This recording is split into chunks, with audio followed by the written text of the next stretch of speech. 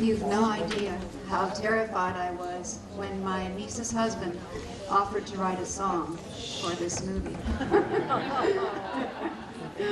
Because I'd never heard anything but one that he had written, and that one was not great. So that's how the movie ended, and thanks to John Devaney for that.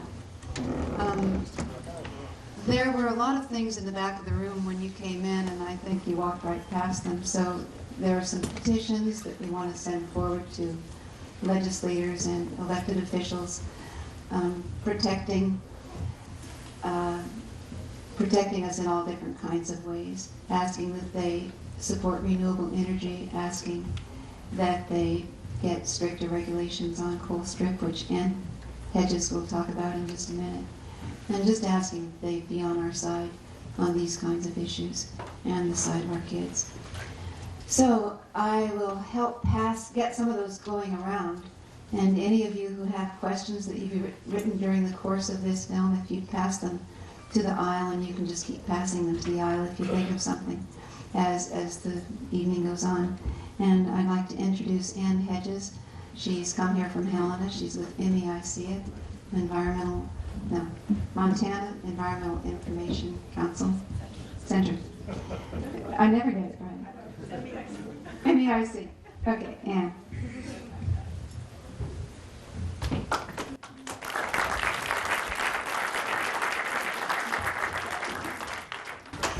Thanks to Jan and Harold. I've known them for years, and about a year ago they said they wanted to do this, and I thought, wow, that's a big production, and it turned out to be even more of a big production than they expected, but I think that what they did was a wonderful piece of work, and I think kudos to them for all the time that they took out of their lives.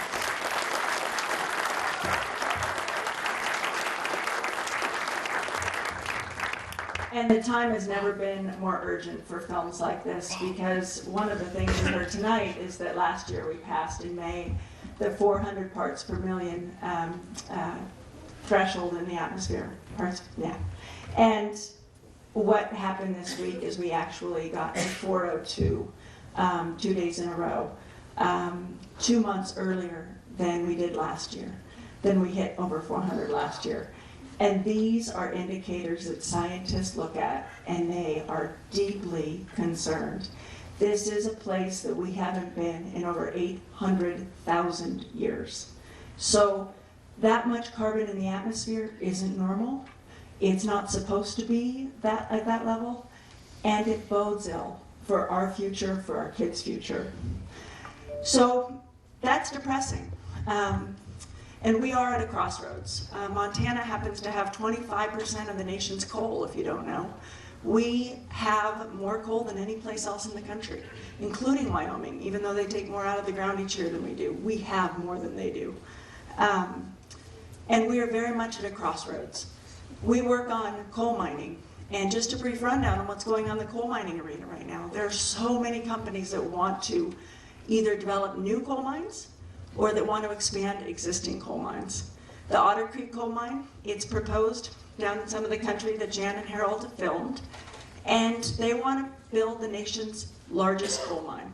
Arch Coal wants to, in some of the most beautiful country you've ever seen.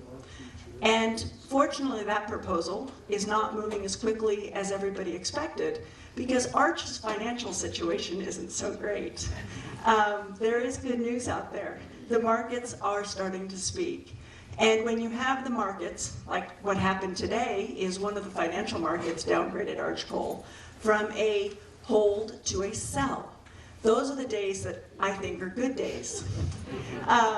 So Arch Coal is having difficulty. If you look at its stock, you know that. So Otter Creek is something that we are going to continue to fight. That mine, we could have a permit as early as the fall. And we will notify everybody in this room, if you want to be notified, when that happens. And we will not let that stand. The Signal Peak mine is Montana's only underground mine. They just got permission to expand that mine. That coal goes to Asia. It already goes to Asia. That expanded mine, that coal will go to Asia. We are appealing that permit, MEIC and Sierra Club. The Rosebud mine, one of the biggest mines outside of Wyoming. that feeds the Colstrip power plant, it also is looking to expand. We are monitoring that proposal every week. We're going to make sure that doesn't happen, because without the Rosebud mine, the Colstrip coal-fired power plant is in trouble. And it's already in trouble if you look at it from my perspective, which is the water is contaminated. It's one of the biggest greenhouse gas polluters in the nation. It's the biggest greenhouse gas polluter in this region. And the air pollution is astronomical. So the Rosebud mine wants to get bigger. The Spring Creek mine is seeking a permit to expand. That's the biggest mine in Montana that most of you have never heard of. We are also monitoring that very, very closely. The Crow tribe has a lot of coal on its property. It already has one mine, it wants more.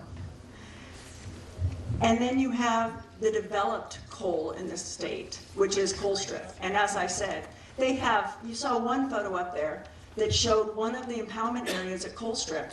They have 800 acres of impoundments that are leaking and have been contaminating the groundwater in that area since the 1980s. The water is undrinkable. It has gone into the surface waters. It's gone into the groundwater. And what's being done about it? Twiddling thumbs is how we look at it. It's incredibly frustrating. We've known for decades that the ponds out there are leaking. They're impoundments, they're not ponds. And what's happening? Nothing. Coal is a toxic substance. It's toxic from the beginning all the way to the end. The Colstrip plant, you look at what Northwestern Energy just did. It just said to PP&L that it wants to buy the dams. But if PP&L is going to make it take the coal plants too, PP&L is going to have to lower the price by $340 million. That means that the Colstrip power plant is, sorry, I'm hurrying, 1 minute. The Colstrip power plant is a $340 million liability. It's not an asset, it's a liability. So where's the good news in all of this? Well, the good news is in what's going on in the ports out in the coastal states. And the best news just happened in the last week. When you had the coal industry stand up at the energy conference in Billings last week, and the headline said, "Help, we're getting outgunned." Lots and lots of ground level organizing, and I'll tell you, the opposition is better at it than we are. That's a spokesman for the Millennium Bulk Terminal, saying that they are getting out organized. And that's because of people like you in this room tonight who are showing up at hearings, who are putting in postcards, who are doing the groundwork, the footwork that needs to be done to change this situation. So what's going on is, out of the 6 coal ports that were proposed, there's only 3 left. And I'll tell you, those are on shaky ground. Just a couple days ago, Amber Energy, for the Oregon one, Amber Energy just asked Oregon to delay issuing a permit because they don't have any coal yet. They don't have the resources to develop a port. They told Oregon to wait. That's good news for us. That means we're winning. But we don't win this fight without a lot of action from people like you. And there's a couple things tonight that I ask you to do. There's a petition in the back that asks EPA to adopt regulations for greenhouse gases coming from fossil fuel plants. That is really important. EPA needs to hear from everybody that you want reductions from fossil fuel plants. The second is tell DEQ, the Montana Department of Environmental Quality, to make PPL clean up the water at Colstrip, that they can't leave a toxic mess behind. And the third one, attend the rallies. Montanans for Climate Solutions. Those are rallies we are having all over the state in 14 communities on April 26th, between noon and 1. You can go to MEIC's website, you can find the rally near you, you can find some information about the rally in Missoula. We are going to have events all over the state calling on our elected officials to do something about climate change, to support solutions to climate change, because those solutions are at hand. So with that, I also encourage you to donate in the jar back there for Montana Elders for a Livable Tomorrow. It took Jan and Harold an awful lot to get this film off the ground, and they want to go on the road and they want to show it across the state. So I encourage you to give them a little gas money. Thank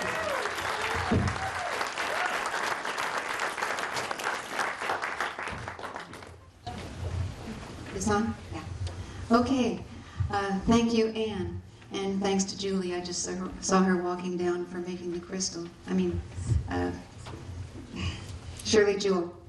for making the crystal available to us, because it's really nice to have this venue. Now I want to introduce Bill Ritchie, whom you already know because you've seen him on the screen.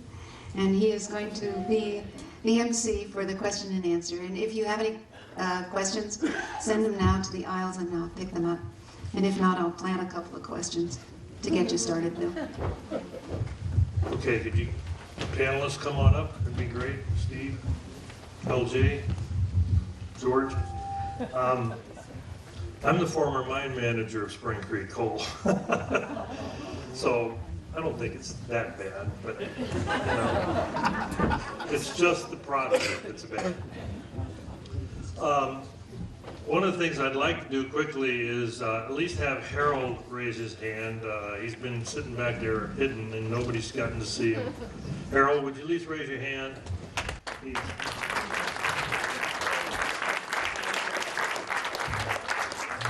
The effort they put into this is unbelievable. When they first suggested it, I thought it was kind of lunacy, but boy, they plugged and did a great job.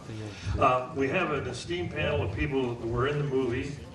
On the end, we have Dr. Steve Running, University of Montana. I'm sure most people that are concerned with climate change know who Steve is. Next to him is George Silestad, also from the University of Montana, and really the inspiration that got MELT started.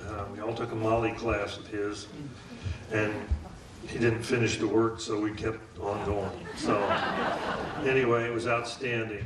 Then you have LJ Turner, who came up from Wyoming, landowner. You saw him in the movie, and a man that could talk from the grassroots of what it's like to see development.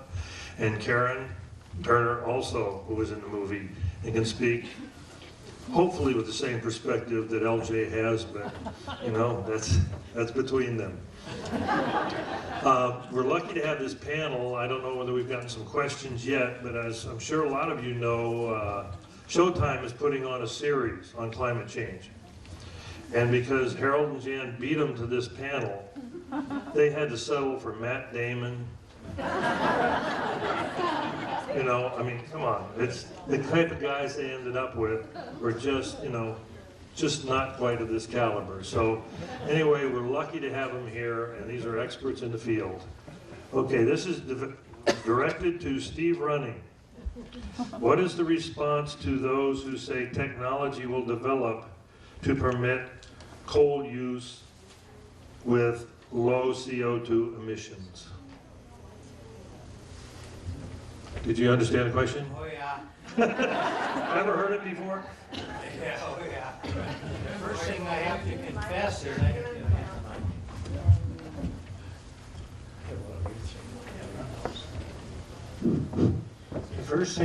confess is I've never seen the movie.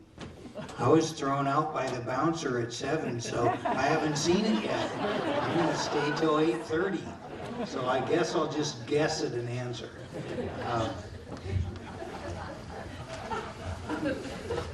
Yeah, if we burned all the coal that we know exists, I think it would triple the CO2 in the atmosphere. So this is really a choice that humanity will have to make sooner or later. So why not make it sooner before it's really catastrophic? Is really the logic I think this through. The potential of reabsorbing the CO2, digging up the coal, burning it, and then reabsorbing the CO2 is actually well-known chemistry, but it takes so much energy to do that you just basically lose the profit margin that you had, and you might as well spend the money on solar panels. So it just ruins the economics. It isn't that it's not possible. It's just a lot of chemistry that you have to do, and it costs a lot of energy to do, so it just doesn't add up.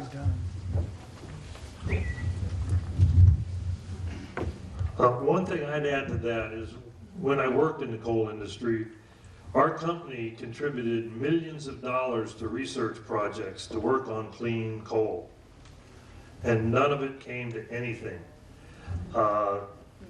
There are phenomenal minerals in coal, and someday maybe we'll be able to figure out how to use them reasonably. but just burning it up in the atmosphere and putting it in the coal ash is not working. So maybe someday, but I was in the coal industry starting 30 years ago, and someday hasn't come yet, so it's a way down the line. I'd like to read this comment that's from a person who's from Anaconda. Anaconda knows about mining. I know about extractive industries and lung disease and big bully companies and parts per million and treatment of workers and residents and what happens when there are, when they are here and lie and buy whatever they want and what they leave behind. It's never been more important to stand up. Thank you for this. Leslie McClintock. Thank you, Leslie.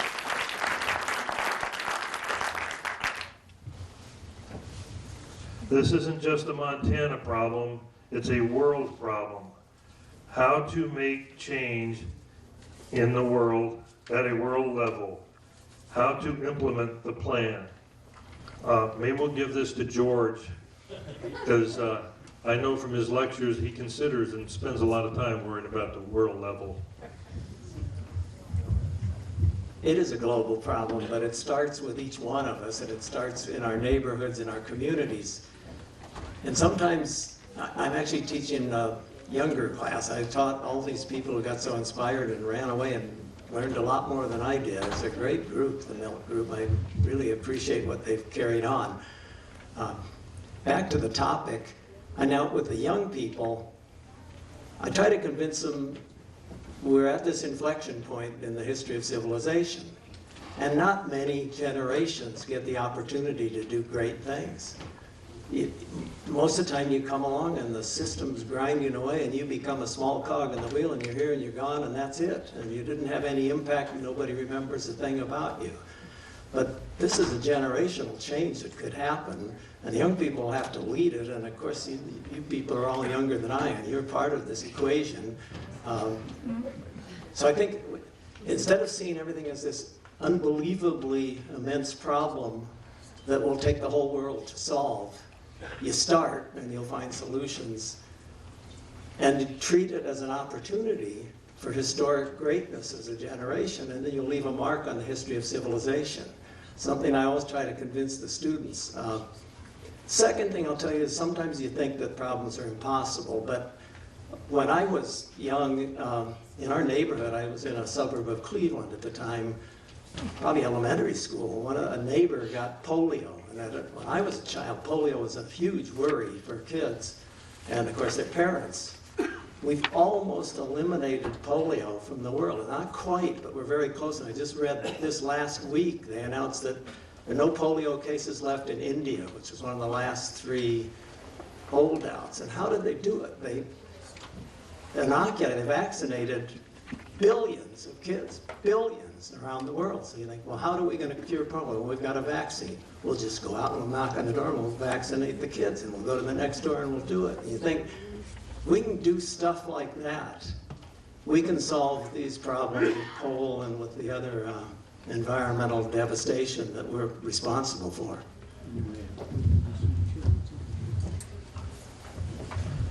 If China no longer imported coal, how long would it take to have the same electrical output with other sources? Several of us were talking about something like this earlier. I'm going to hand this to Steve because I know he's been reading up on it a lot. But China's already declared they're going to get off coal. We're not quite that bright, but China is already facing up to the problems. The protests and the problems they're having are yielding results. And so, Steve, maybe you can address that a little more.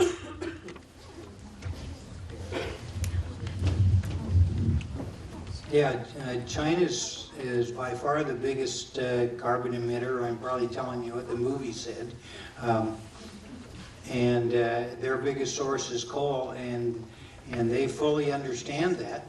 And they do, if you can believe this, they actually have a national strategic plan. It's updated every 5 years. What a dumb thing to do. We're so much smarter than that, just wandering off into randomly down the path. And they've they've set a 5-year goal of first getting off all imported coal, and then secondly, ultimately getting off coal entirely. And they're now the biggest wind turbine producer on Earth, the biggest solar panel producer on Earth. They just finished the biggest hydropower dam on Earth, and they're now building, I think it's 20 new nuclear plants. So they're doing everything else. And with the goal of all these other sources then replacing coal. And so I like to hope this problem of coal trains will evaporate because the demand from China will just stop.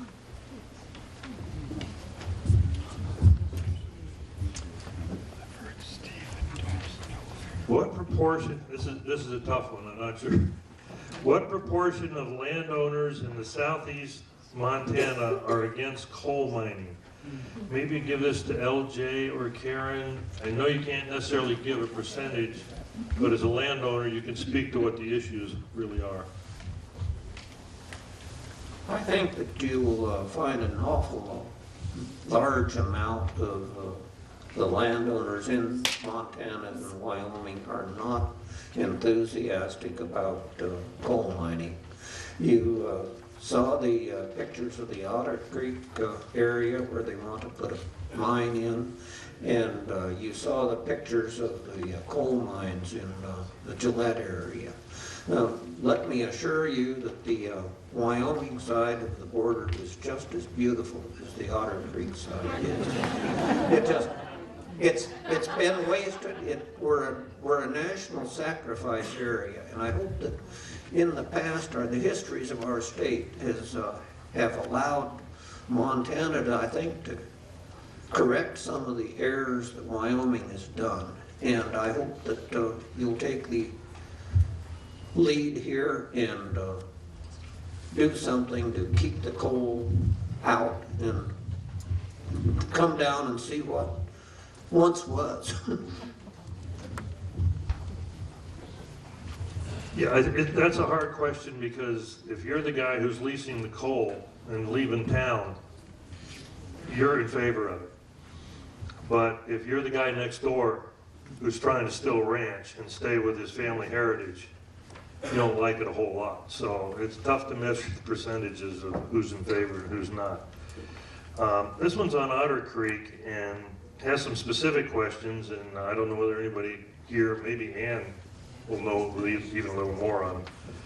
Has Diamond Cross Ranch, Mars Jr., and the BSNF, Warren Buffett, finalized their deal?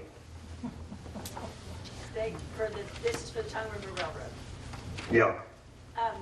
Yeah, I mean, they have finalized their deal, but they have a long way to go before they get a railroad approved.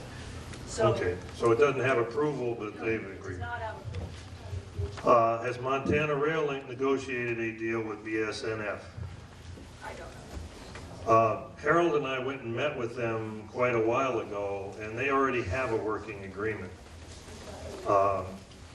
They were not very forthcoming in the number of trains they thought it'd be. I mean, it would increase, I can't remember the number, Harold, 1 or 2 trains a week or something. I mean, it was, so they already have a deal. I don't know about to handle the increased volume. If you go out and look around at the trains right now, you don't know where that volume is going to go. I mean, all you have to do is look around Missoula. I just traveled around with my wife all through the Southwest. There are coal trains everywhere, constantly, so I don't know where an increase is going to go. Any cleanup ballast from ships coming back from China, or a policy on that in Puget Sound? Anyone got an answer on that? Don't know. One thing I will mention is the Clean Coal Council used to have a policy that said if we sold coal abroad, we needed to require them to meet all of the environmental regulations that we have in this country. They have now pulled that policy, and there's very little expecting China to meet the environmental standards that we have. Okay. Oh.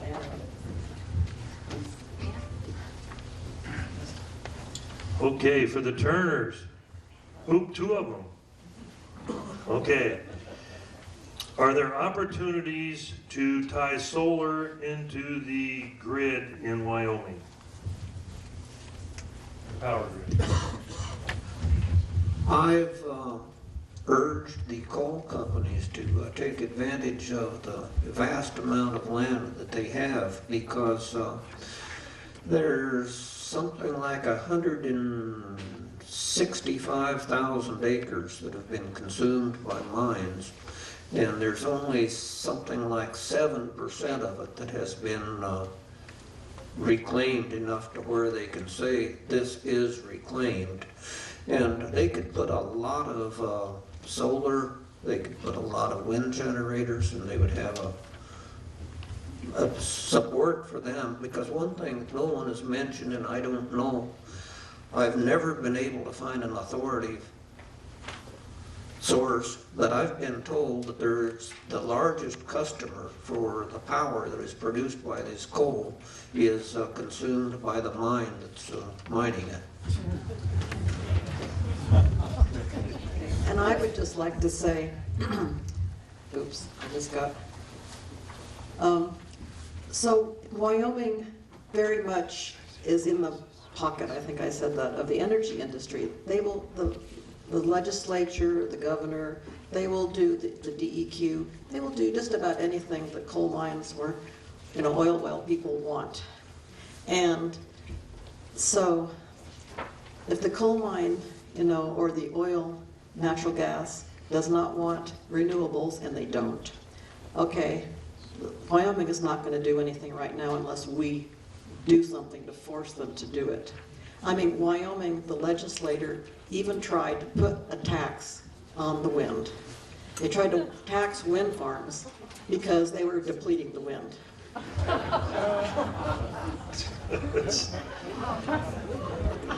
Well, Karen answered this question before I even got to read it to her. So, what has Wyoming been effective in controlling any of the control of the coal industry? It's true. One of the things happened in final reclamation of the Glen Rock coal mine, which is one of the ones I used to manage, is it is now a wind farm. And so there are possibilities, because it can then tie into the intertie with the Dave Johnston mine, because the infrastructure is there. So there are potentials to not just walk away and leave these lands non-productive. So there are things that can happen. Need somebody that can read here. Broke my good glasses today. Steve Running or whomever. I'd go with whomever. Tell us about the solution in China and how fast it comes to use. Pollution, there it is, you're right. Oh, yeah. I couldn't read it. Pollution and how fast it comes. Yeah, people seem to like that quote.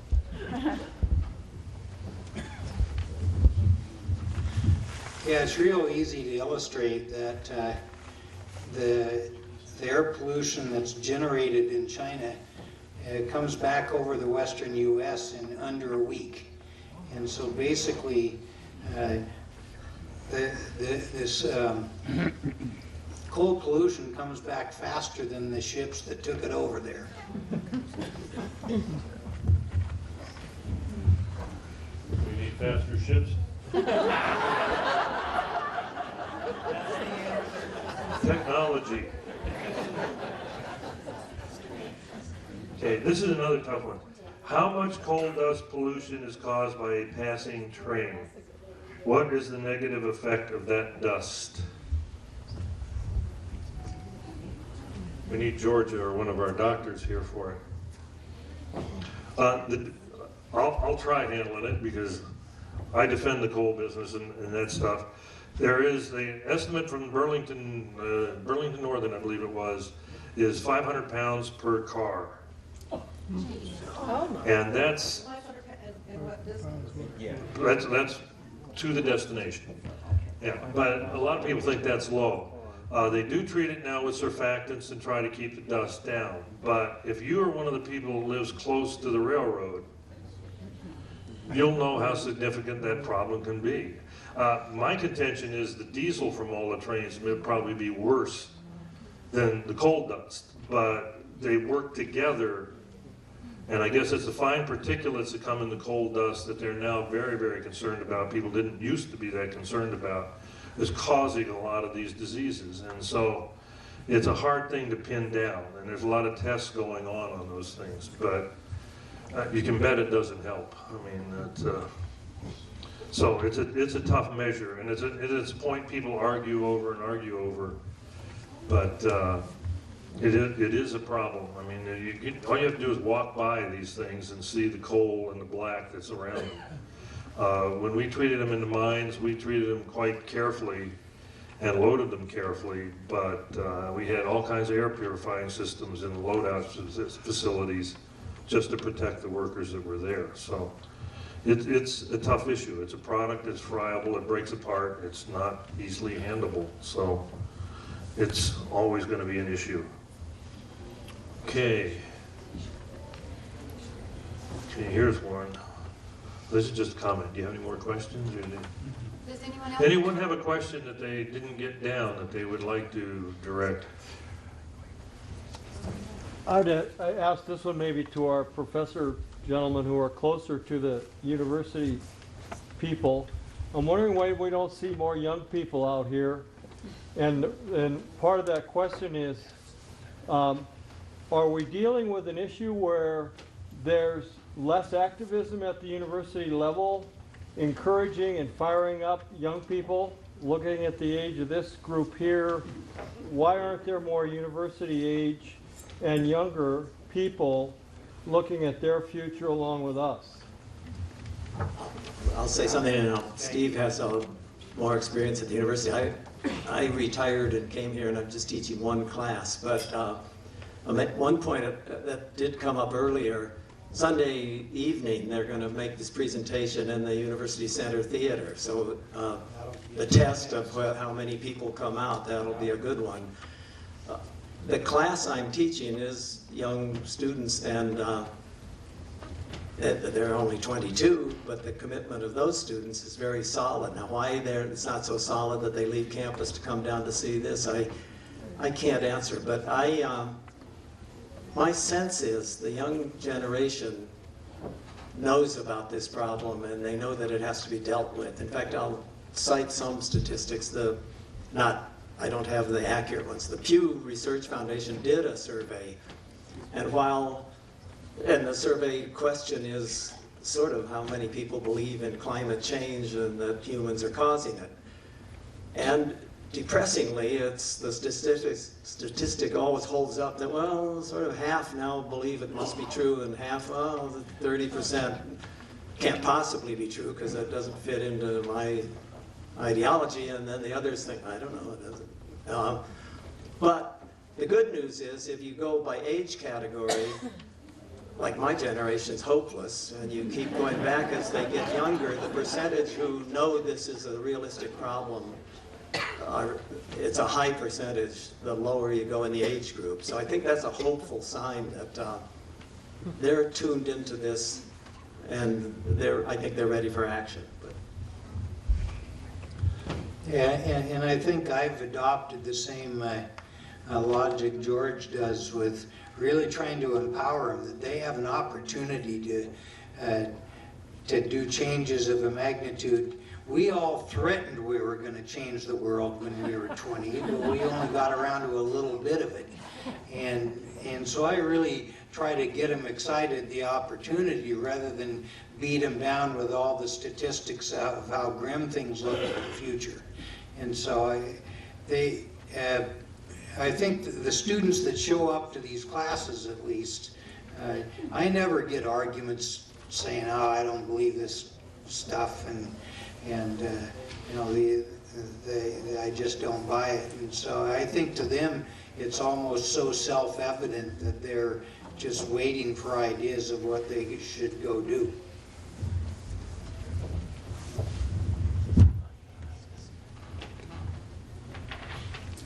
One other thing, the event that's happening on campus on Sunday is co-sponsored by a group of university students with MELT. the UM Climate Action Now group is putting up posters and making tables in the University Center and working really closely with us. And they, I know, are a terrific group of kids, and they are committed. And there's one other thing. If you followed the protest of the coal ports, we went to one in Spokane, and it was heavily attended by young people. And if you look at the ones that have happened in Longview and a lot of this, there's an awful lot of young people out there making their voice heard. So it's encouraging from that point of view. You always wish for more, but you know, it's encouraging. I have a related question. Given the younger population's interest in the internet media, what kind of plans you guys have underway to get this into that, environment? Because that's where all their attention is focused. There's only a few at the university. There's millions over this country that stick their faces in the computer, in their phones every day. You need to get this stuff into that media. That's where it's going to go. So Yeah. what's happening there? We have kids who are going to help us get it on YouTube. All right. So, it won't happen in the next month or so, but it will happen.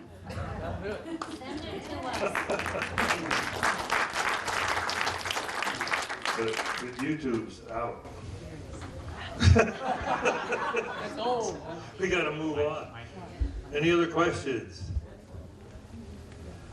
Well, thank you all for coming, and once again, I'd like us all to just thank Jan and Harold for a monstrous effort. It's been wonderful.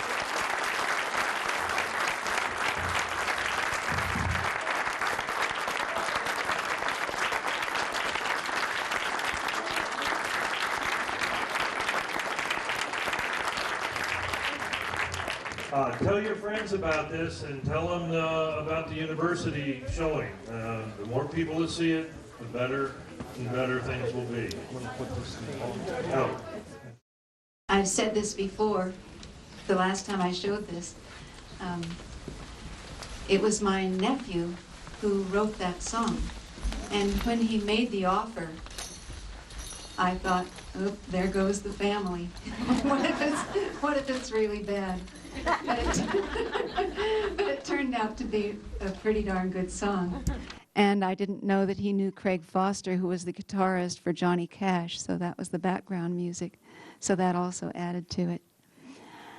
Ann Hedges was here when we did this the last time, and I'll just give you, she brought us up to date on some things that are happening.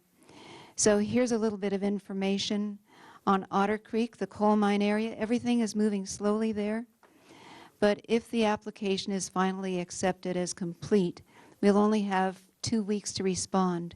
So if I send a message out to a bunch of people or you hear it on the radio, the time is short and you need to get a message out to the DEQ on that. 3 large companies, Signal Peak, the Rosebud Mine, and the Spring Creek Mine, are all attempting to develop additional acreage. Signal Peak was just approved, but it's being appealed by MEIC and a couple of other groups. The Crow Tribe wants to develop more of its own coal. At Coal Strip, which you saw several times in this film, the ash ponds continue to leak toxins into the groundwater. And interestingly, they have these monitors, and as soon as the plume reaches the monitor, they pick up the monitor and move it out a little bit farther, so that it never looks like it's getting much worse, but the people aren't fooled. The coal export is reaching an interesting point. The headlines in a paper last week said, "Help, we're being outgunned." And that was the people who are trying to develop the coal. They're saying lots and lots of ground level organizing is happening, and I'll tell you, the opposition is better at it than we are. That was a spokeswoman for the Millennium, and that's the Longview terminal proposed. So there are some good things that are happening. Amber asked for another delay on its permit for Port of Morrow because they really don't have the money to go through with the study at this point themselves. So some good things are happening, and some tough ones. Cherry Point, north of Bellingham, they want to mine 48 million tons there a year, and Goldman Sachs has sold out to a Mexican businessman. So that would be half owned or part owned by a Mexican businessman, and that the draft EIS is in process.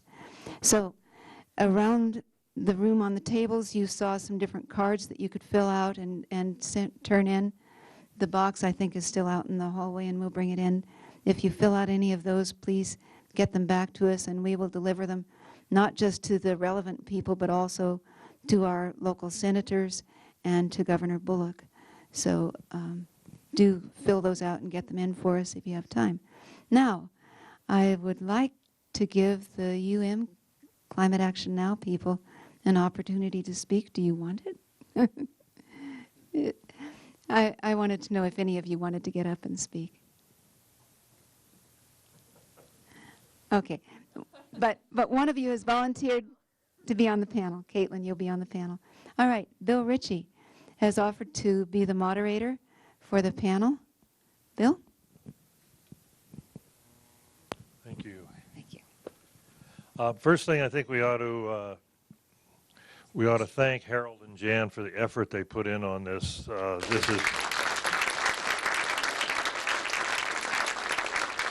This is their project. They funded it. They put in the hours and the time, and I think it shows what individuals can do if they really put their minds to it. If any people have any questions, can you get them up for us here?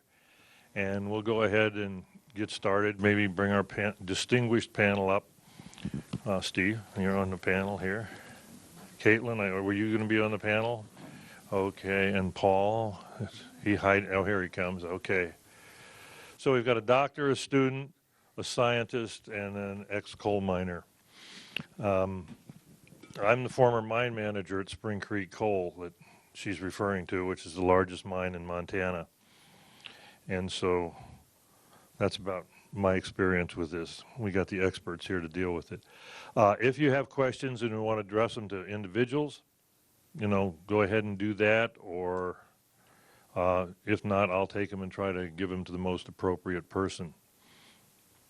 First question we have, Arch Coal has already been permitted by our Montana Land Board to strip mine state lands at Otter Creek. Our governor and our entire delegation in Washington supports Arch Coal. How do you propose to stop Arch Coal from strip mining at Otter Creek? You're probably better at all the Well, procedural steps. I'll start with it. I think some of the stuff Jan was trying to talk about is a lot of this stuff is going to collapse of its own weight if they don't get it going soon. One of the things that Steve's more expert on than I am, but we've both been following, is China has a plan and it says they're going to quit using coal. That doesn't seem like a very smart time to put in a big infrastructure to ship coal to them. But that's the stuff why Goldman Sachs and a lot of the financiers are getting out of the business. So I'm thinking Otter Creek's going to have a hard time really generating the cash to get built if we can make sure that they have to go through all the hoops to get there. If individuals had not started campaigning against these issues, a lot of these things would already be going on right now, and they would be unstoppable.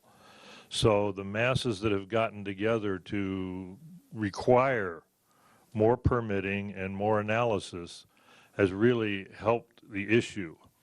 And so Arch Coal may have the permit, but there's a lot of permitted coal that's been around and a lot of minerals that are permitted that have never been opened up and never mined. So I think people just have to keep the pressure going. It's the individuals that are going to make a difference. It's not the mining companies. Anybody want to add any more? I don't know if that answers the question. Yeah, we need Ann. Ann's the closest to this because she's the one that lobbies and works with the legislatures and stuff. But a lot of good things are happening like they were talking about. It's, you're seeing, like I said, the financiers are pulling out, and China has already declared they want to eliminate the burning of coal. So, and when they do something, when they make their mind up, they can do it. It doesn't take them the kind of time it takes people in the United States to implement plans. Can I add something? Absolutely. Please. I just want to mention that there was a big action this morning where a bunch of people sat in front of the rail lines in Missoula. Several people got arrested. And just showing that Montanans and Missoulians are serious about stopping this coal mine and stopping the proposed rail line is really important. I mean, because we haven't had any official public comment periods, public comment meetings in Missoula, it's important to show that we oppose it in other ways.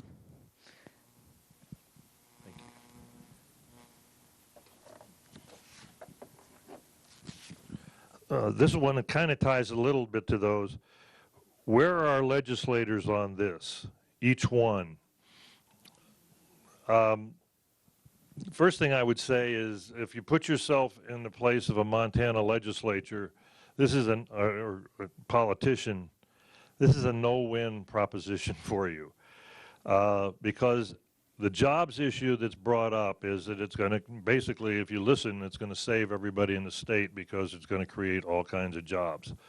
The Montana Coal Council has put out data that direct mining jobs in Montana in coal, there's only 1,200 of them already.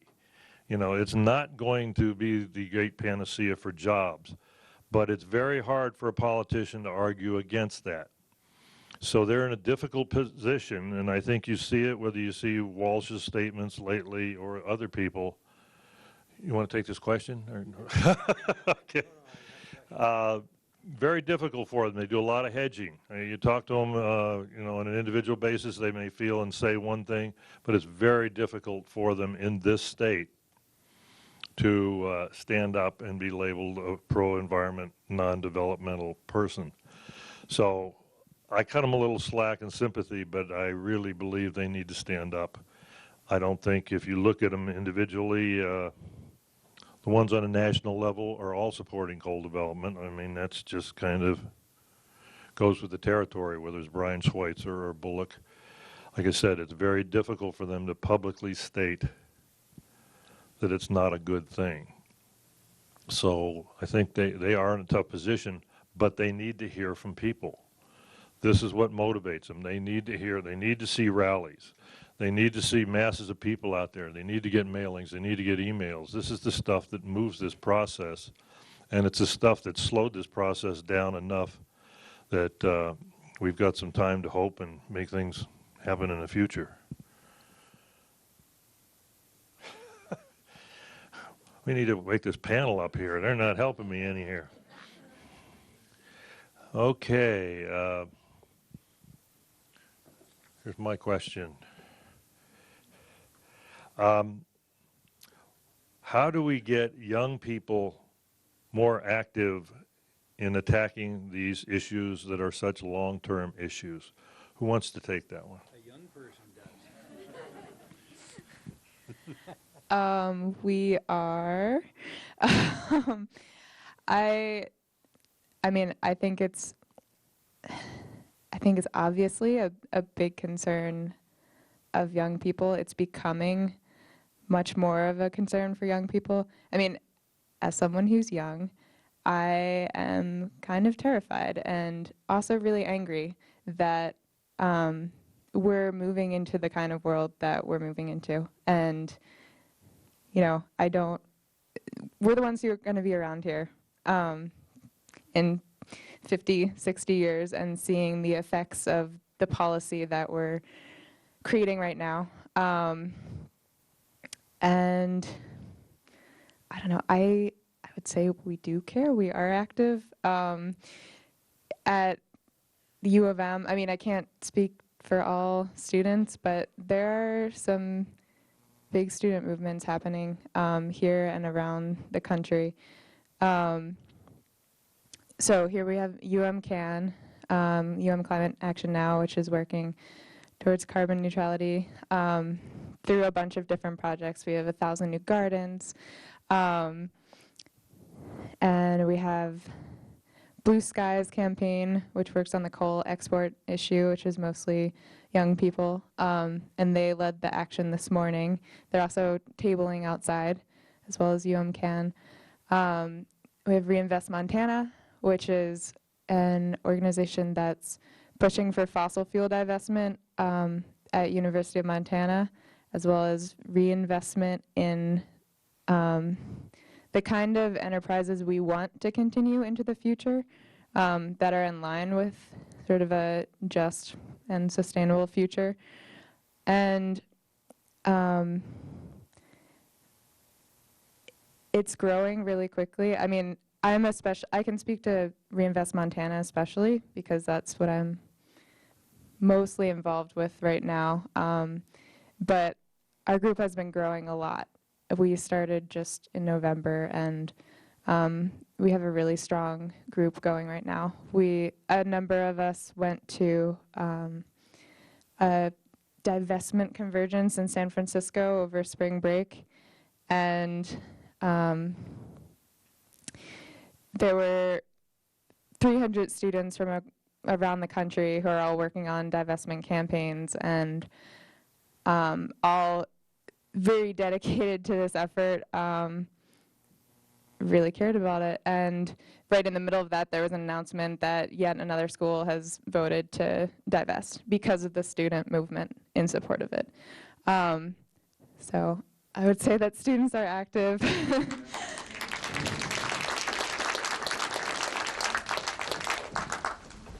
I think the other way to get young people involved is to let them know that their children are at risk, and that's really the only area that I know about or can speak much about. But there are more children with asthma now than adults, and asthma is really just scratching the surface when you look at the effects of coal burning on premature births, on mercury in the environment, what it means for premature growth, children having smaller lungs, children outside of cities where coal burning is more prevalent have smaller lungs that are shrinking by about a rate of 3%.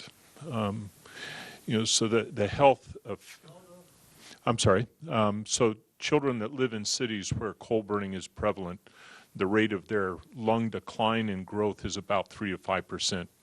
When you move them outside of that city, their lung growth catches up.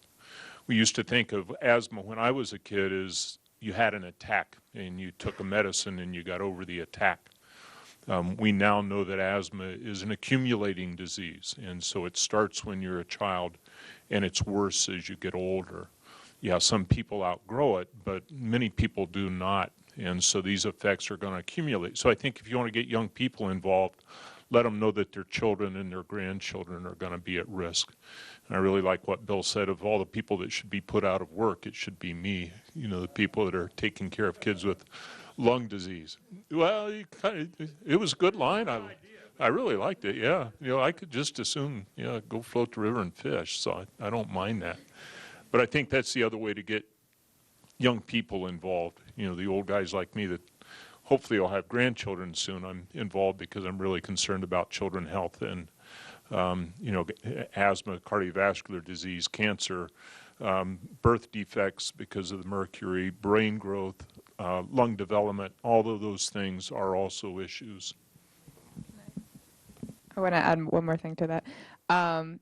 One way to get young people involved is to show them that you're serious about this, that you care about our future. And I mean, the fact that MELT exists and is a really active group is really inspiring to me and to a lot of other members of UMCAN, that they're adults who are putting a lot of their energy into working to fight climate change. And thank you, Shannon Harold. I would say, yeah, show young people that you're serious and work to support their efforts and also listen. And I will say that, I went to the Spokane rally that you could see the people in red there, and it was driven by young people. All across the Northwest, these rallies, there's a lot of noisy old folks like us, but I'll tell you, the masses have been youth that has really come out and made these things sing. So everyone's got a job to do. So it's been a uniform effort, and we do need to keep pushing. Okay, Steve, you get one here. Across the world and in the U.S., what arguments do you see are most effective with the public, with decision makers? Or are any of them? I won't go into my diatribe about the politicians that it's not effective with. Now, I think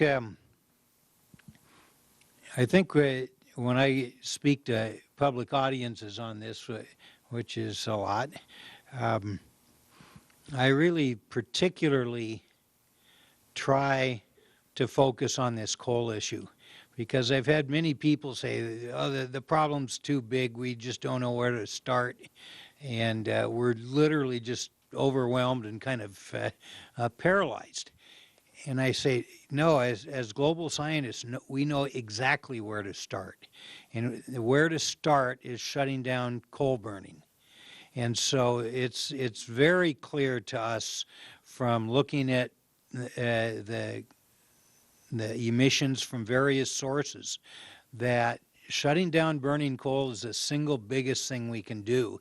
And it's actually kind of cool that in Montana here, we're in a front row seat here on a national scale, that we can make a disproportionately large difference if we can successfully keep this coal in the ground. I think it can really start a momentum going the other way that is badly needed worldwide.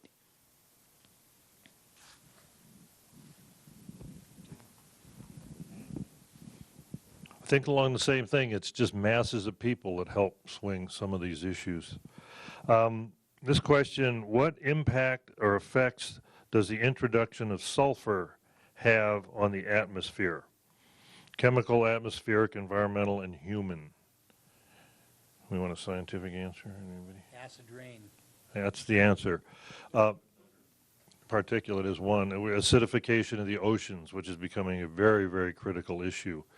Back, like I said, in the days in the movie, when sulfur was what our worry was because of acid rain. Lakes were getting very acidified, fish were dying, it was polluting, especially the East Coast is where the real energy for this movement came about. And that's what the fights were for. In those days, we were fighting, basically it was the Western coal suppliers, the low sulfur coal, who were fighting the Eastern mines with high sulfur coal. And it really wasn't, some of the broad public that was involved, because it was an economic issue of them against us. And so acid rain is not gone away. We have not eliminated sulfur, but scrubbers have been fairly effective. A lot of the improvements they've made in what gets called clean coal technology to help clean the systems has improved the amount of sulfur that we put into the atmosphere from burning coal. In the old days, it was just build a higher stack and let it blow a little farther from your home field. But there were some fairly effective things that did reduce sulfur. But as I also said in the movie, and everyone's talked about, in the ensuing years, we've learned there's a phenomenal number of pollutants that come out of burning coal, and sulfur is only one of them, and the CO2 and of the things that they can track that hurt lungs the most, PM 2.5 or 2.5 micron particles are largely made up of sulfur dioxide. So that's one of the biggest ones, at least as far as lung health goes. We worry about black carbon and soot and stuff, but by and large, a lot of the particulate matter that lands in the lower airways and the air sacs are the 2.5 millimeter particles, and a vast number of those are sulfur dioxide and really are very harmful to the lung. Boy, here's a tough one, so we'll give it to you, Steve. Did you hear on the news today about the UN's declaration pronouncement regarding the danger around the world if humanity does not stop using fossil fuels and turn to sustainable energy sources? I'm sure you did hear. How will our new ambassador to China, who would that be? Who hails from Montana, stand regarding Montana's coal road to China? Well, first off, in the last week or two, there has been a continuing stream of news reports that are all spilling off the latest IPCC report, the Intergovernmental Panel Climate Change Working Group 2, which was the one I was on. Their report came out 2 weeks ago, 1 week ago, and so you're seeing a continuing, in effect, repackaging of the results from that study, and they're saying as clearly as we scientists know how to say that there's just no question that humans are causing the global warming trend. And so, and that we've basically wasted a quarter century now. It's been a quarter century since we first really identified the trajectory of global warming started. And it's probably we're making our least progress in the political arena. I actually see a lot more progress in major businesses and certainly in community groups, and I think our national political leaders are following on this one, and they're certainly following at an international level. When I travel internationally, I can't tell you how many times my scientists in other countries have said, well, geez, Steve, the U.S. likes to lead on everything else. Now, why all of a sudden do you want to sit at the back of the bus? I think it's a very pointed critique of our current condition on this. And so it will be interesting to see if Max Baucus can and is willing to play any pivotal role here. I think, as you've already mentioned, that the Chinese leaders are already stating that their goal is first to stop coal imports. Now, they have a lot of their own internal coal mining, but their first goal is to stop imports, and they plan to do that within the next 2 years. And so this, wouldn't this be wonderful if this problem just went poof? And you start thinking it could happen. Caitlin will give you another one here. Let's see if I can find it. Oh, here we are. Local divestment. The same station that profits greatly from broadcast of Grizz Athletics spreads climate change denial propaganda daily into the Missoula community. Why not try to get the Grizz off KGVO? Is that the one that's on? I did not understand that question. It's the radio station that carries the Grizz broadcasts. Is also the same station that profits greatly from the broadcast of Grizz Athletics spreads climate change denial propaganda daily into the community. Why not try to get the Grizz off KGVO? That's right. It's something that she'll be looking into, I'm sure. Okay.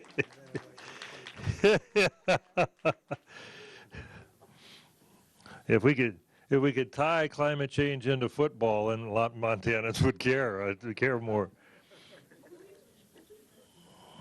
How extensive is the renewable energy industry in Montana? If not extensive, why not? Wait, can I say Oh, sure. on that last thing? You bet. there was just a big event tying the Grizz mascot into climate change, just FYI. And Kaya here was one of the speakers of that. Yeah. Things are happening. That's all.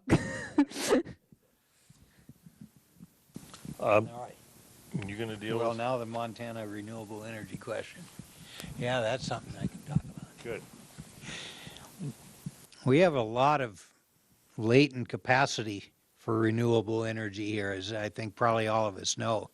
We've got wind across the state. Many people think too much. And so we have a very good, I think I've seen, we probably are 5th in the country for potential wind resource, if I remember right. We have a good solar environment. I will not pay a nickel for electricity now until probably about October, because my solar panels will cover my entire electric power needs from now through the summer. And so it's very viable technologically for both wind and solar. There's other things. There's microhydro, where you can put small water turbines in a river if you so happen to live next to a river, which probably not very many of us have that good fortune. Bioenergy is one that I wish we could make some progress on.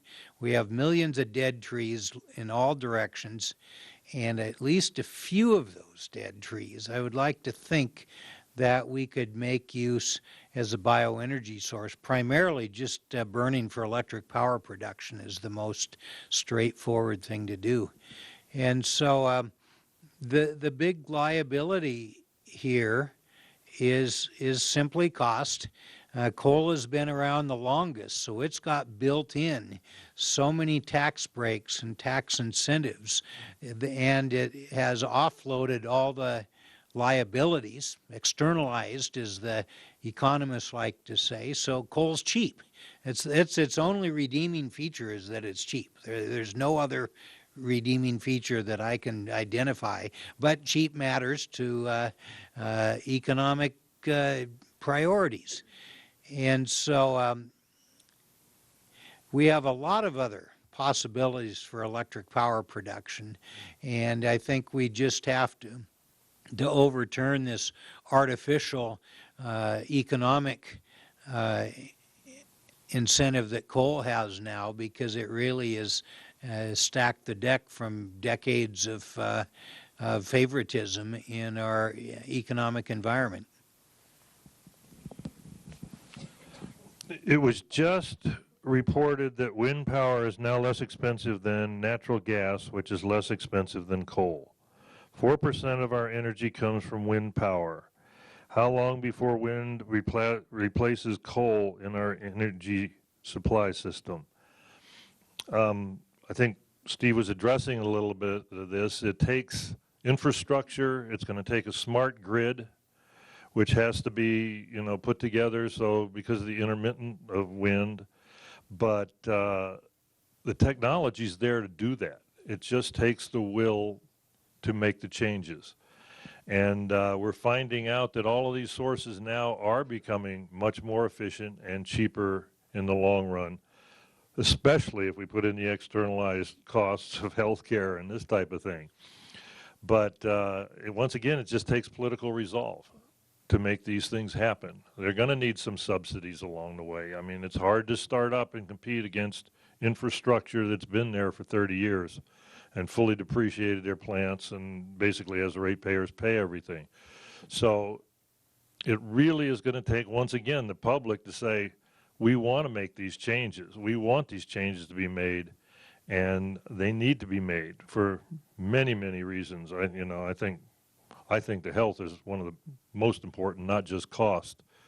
But once you get wind power in and get it plugged into the grid, it's very inexpensive on a variable basis. Solar the same way. The initial cost of putting in a solar system and tying it into a grid and having batteries and collecting, and battery technology is growing all the time, but still needs incentives to get people to put money into it. And so it really does take a political will of the people to say, this is what we want. And going to Max Baucus, we all know Max likes to do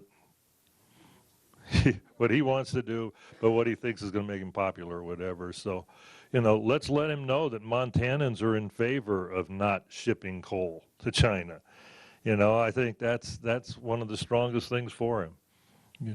I just want to say that if you're going to put in your own solar system at your own house, you don't have to have a battery system. You can connect directly to the grid. Right. So that way lowers the cost. There's no maintenance issues. That's definitely a good way to go. Right, and the cost of the systems have come down tremendously. And hopefully we can renew some of the subsidies that homeowners can have to put them in. But there's no perfect panacea. A lot of the stuff that goes into the solar systems is an expensive and polluting product that goes in some of the metals and stuff. But nothing's perfect. We can just keep moving better and better and better. And, you know, I think that's the answer. I mean, if we sit around and wait, what is it Barack Obama used to say, don't let perfect be the enemy of good. You know, we've got to start making some progress on these things rather than wait till we have the perfect, no cost, no polluting product, because it's just not going to happen. Okay, do we have asthma's going up, we got that. Once again, we need Ann Hedges to answer this one, but what is the situation with the proposed ports in Washington and Oregon? I think Jan touched on some of that. Do you have more? You want to speak to that, Jan?